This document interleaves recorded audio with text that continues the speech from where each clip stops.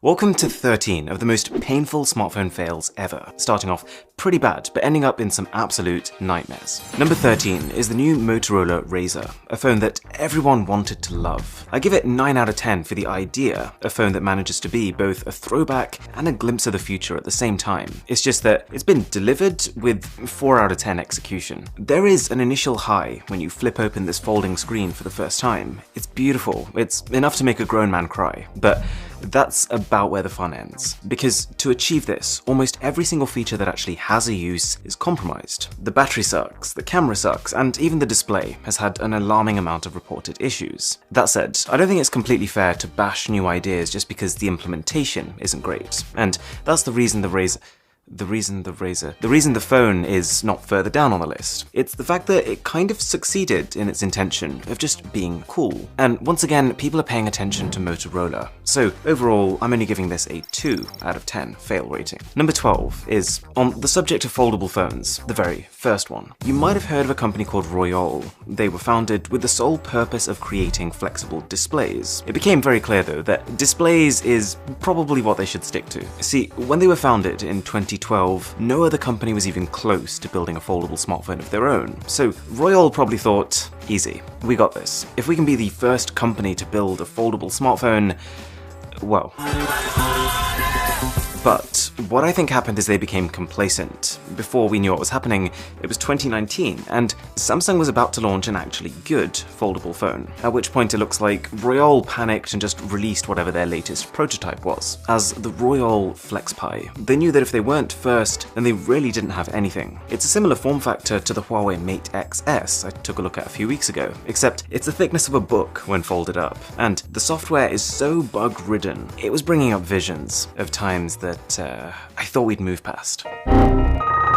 The FlexPi was just a really bad start to foldable smartphones. It was bad enough that it made people take a step back and question why on earth companies were trying to fold their phones in half in the first place. So this one's getting a 3 out of 10 failed from me.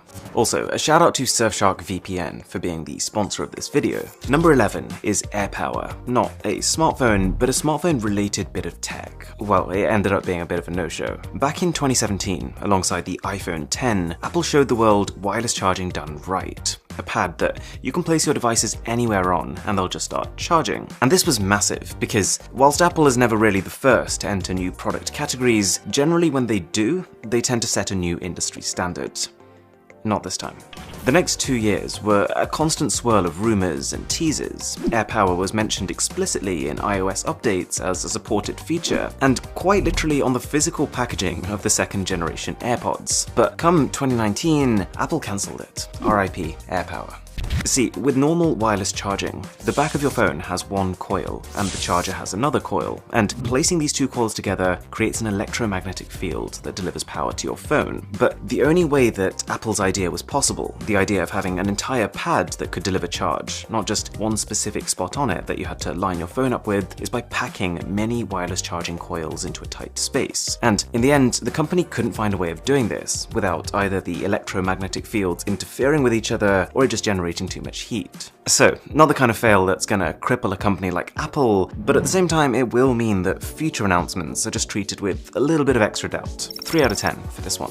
Now, in the last couple of years, we've seen quite a lot of smartphone companies that we previously loved just kind of fade away, disappear into almost non-existence. And for each one of them, there's usually been 1 or 2 mistake devices, phones that have been so bad that they've kind of set them on the path to ultimately failing. For example, HTC in 2020 is dead as a dodo.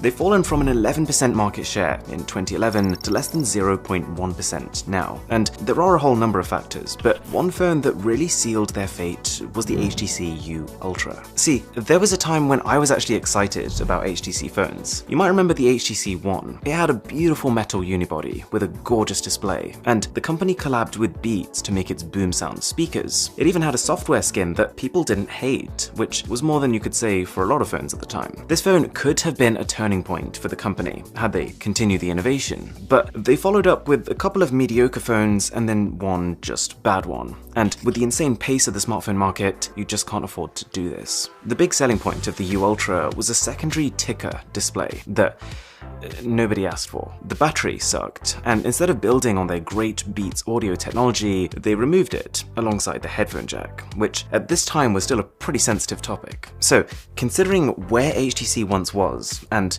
where they are now, the U Ultra's getting a 4 out of 10 fail. Number 9 is LG and their G5. See, there was a point when LG was soaring in the smartphone market. Their G3 was one of the first phones in the world with a Quad HD display, and it was a genuinely competent alternative to buying a Samsung or an iPhone. Unfortunately, life's not always good. The G4 that came after shipped with what could only be described as cursed software. Tens of thousands of G4s would just randomly start shutting down, they'd restart, and they'd even get stuck in continuous boot loops. People were mad at LG, but thankfully, the G5 was coming. The company's one shot at redemption, at reminding their fans why they loved LG in the first place. So they announced a phone that you can stick a grip onto. The LG G5's big selling point was the fact that you can attach modules, things like a camera grip that adds some extra battery. But considering that LG is not exactly going to sell tens of millions of G5s, an ecosystem of modules built just for this one phone is destined to fail. Nobody's going to want to make these modules, because instead of just building a universal gadget that could appeal to billions of smartphone users across the world, you'd be building a gadget that at its absolute maximum could appeal to, let's say, the 3 million people who actually bought a G5 specifically. So, just like with HTC, it only took a few not so great phones for LG to kind of lose its place in people's hearts. So again, the G5 gets a 4 out of 10 from me. Number 8 is BlackBerry. BlackBerry. Of all these smartphone companies that have gone from riches to rags, BlackBerry's fall is definitely the most dramatic.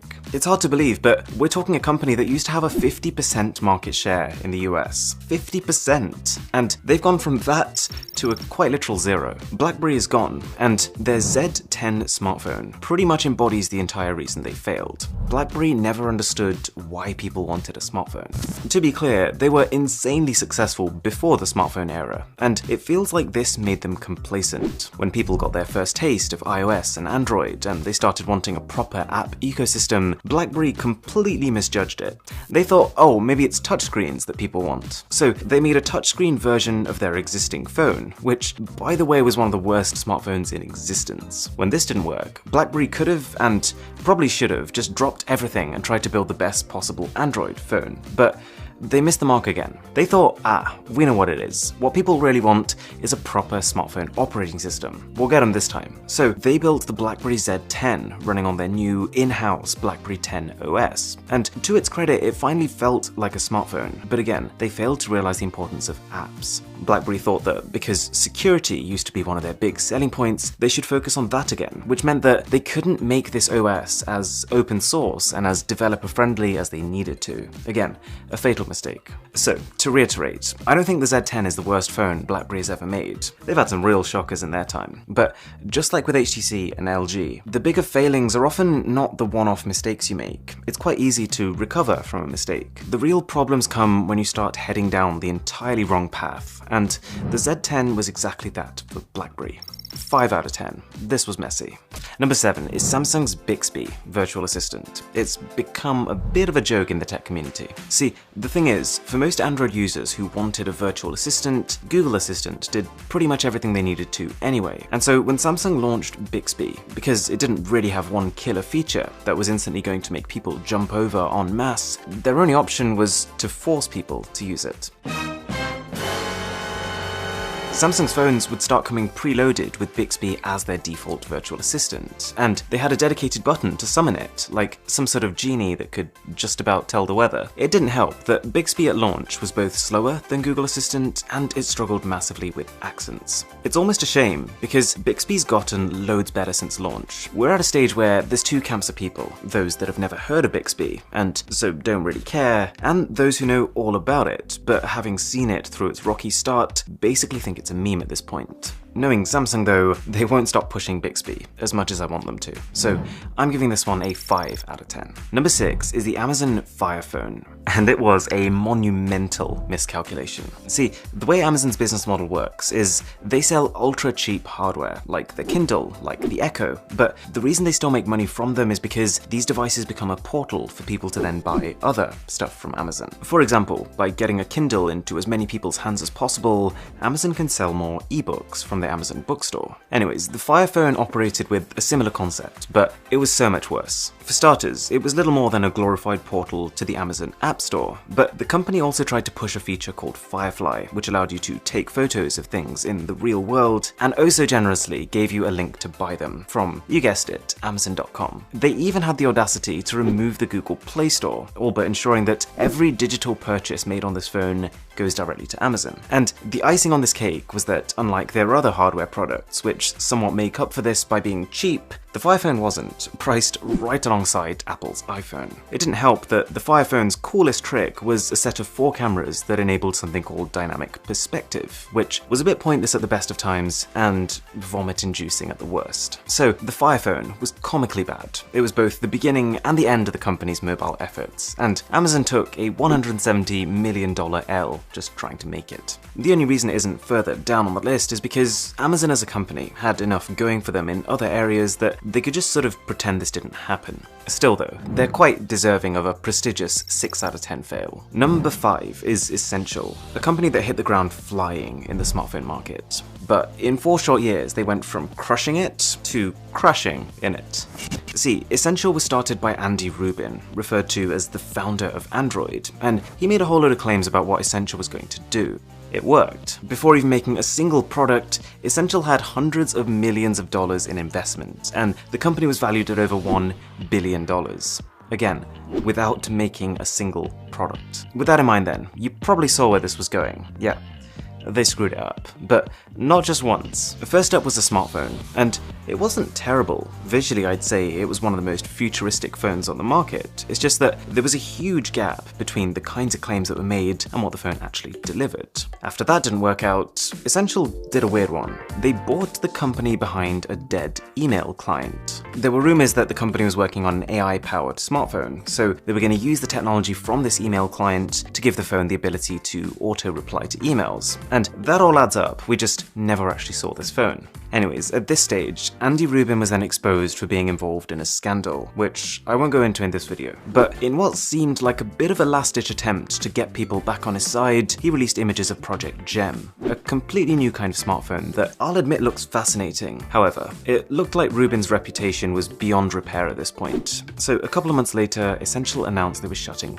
down.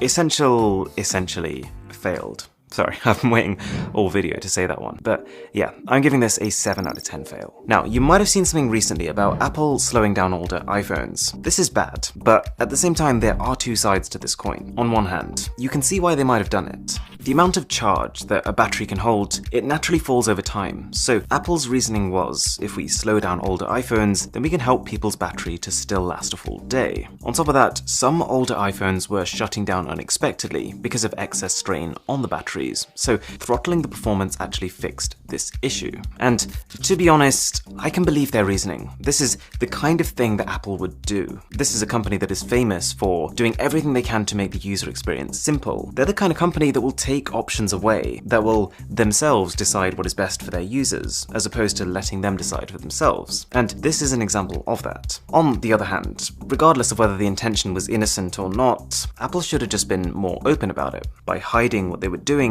it almost made it seem malicious, as if Apple was slowing down older iPhones to keep people upgrading to the latest. Either way, it's come back to bite them. Apple has got to pay up to $500 million back to customers, not to mention just the damage in the trust of the Apple brand. So 7 out of 10 again for this one. Okay, top 3. And in third place is Red Hydrogen. Where do I even start? Well, I guess, first of all, no disrespect to the company Red. They make cameras that, well, actually, I've had pretty poor experiences with them, but some people swear by them. Shout out to Marquez. Although, fun fact, that video him and I filmed together was shot on his Red camera. That goes back so far. And we actually filmed it twice because this $80,000 machine, it crashed partway through. Anyways, I digress. The point is that Red makes high-end cinema-grade cameras, so when they announced that they're making a smartphone, the hype was crazy. You've got the fact that this was being made by a company that really understood cameras, that they promised attachable modules, and that the top-end version was $1,600. Of course, the Red Hydrogen 1 was going to set a new industry standard.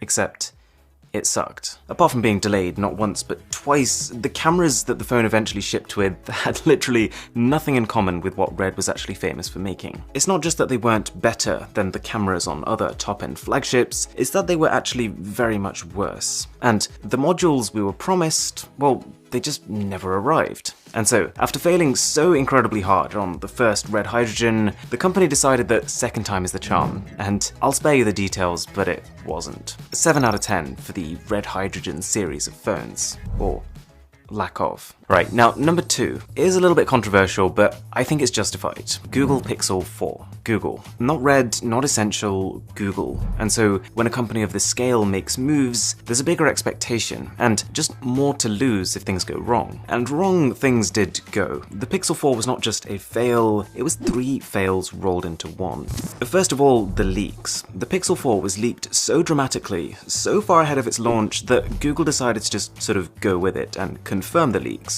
Now, I can see how this strategy might work, revealing the way your phone looks, but then telling people to wait to see what it can do, and then dropping a link to a live stream happening in a couple of days' time. That makes sense, but the way Google did it, they revealed the Pixel 4 literally 4 months before it actually launched. That's enough time that by the time people were actually holding the phone for the first time, it already felt like old news. And that brings us on to the second thing. One of the big hype factors is that the Pixel 4 was when Google would debut their new Soli radar technology, and in the lead up to Soli, they showed us all kinds of hyper-futuristic applications, like your phone being able to detect minute hand movements performed even from a distance. But the reality was much less cool. It barely extended beyond just swiping over your screen to scroll through songs. The third fail was the hardware itself. There were just so many unfortunate decisions made here, from the phone just shipping with 64 gigs of storage, to Google cancelling their previous scheme where Pixel owners could get unlimited storage of photos and videos, the fact that the battery wasn't great, or the fact that they skipped the ultra-wide camera in favour of the much less popular zoom camera. So yeah, the Pixel 4, not a runaway success. It was 3 fairly substantial fails thrown together to make a pretty bad launch. Now, just before number 1, couple of things. A, if you're enjoying this video, a sub to the channel would be incredible. And B, I have actually made another video on 10 more of the biggest fails, so if your favourite fail isn't on here, it might be on there. Okay, number 1 is... it's bordering on comical. I don't remember the last time I saw a phone that misjudged the smartphone market this badly. Welcome to the Energizer P18K. On paper, it was the dream. People love phones, people love big batteries. So why not just fuse them together to create a smartphone that can last literally 50 days on a single charge? It turns out there is a reason. There are things that have never been done before, because no one's thought of the idea, or because they're at the very cutting edge of technology. Yeah, well, this isn't one of those cases. The P18K, in its pursuit to be different, has really just become difficult. We're talking a smartphone that weighs 3 times the amount of a normal mobile, one that's so thick you'll probably need to carry around a bag just to keep it with you. So, okay fine, it's not the kind of phone I'd buy, but it's an interesting experiment. Can we just leave it at that? Then it got worse. See, Energizer then set up an Indiegogo campaign to raise $1 million for the mass production of the phone. And just to give you some perspective on how badly this went, Samsung sold about 16 million Galaxy S10s in their first quarter. Nokia sold about 5 million phones in the same time period, and even Sony sold about 900,000.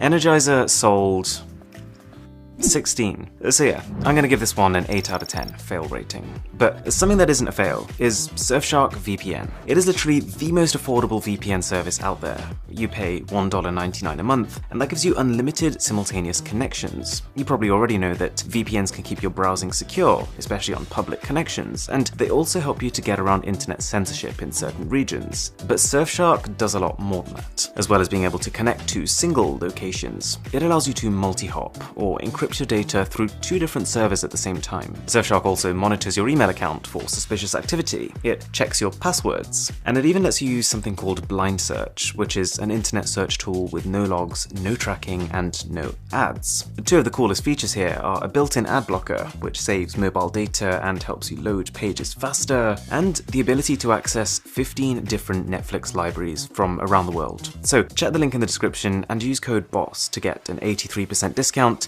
and an extra month for free. Thanks a lot for watching, and I will catch you in the next one.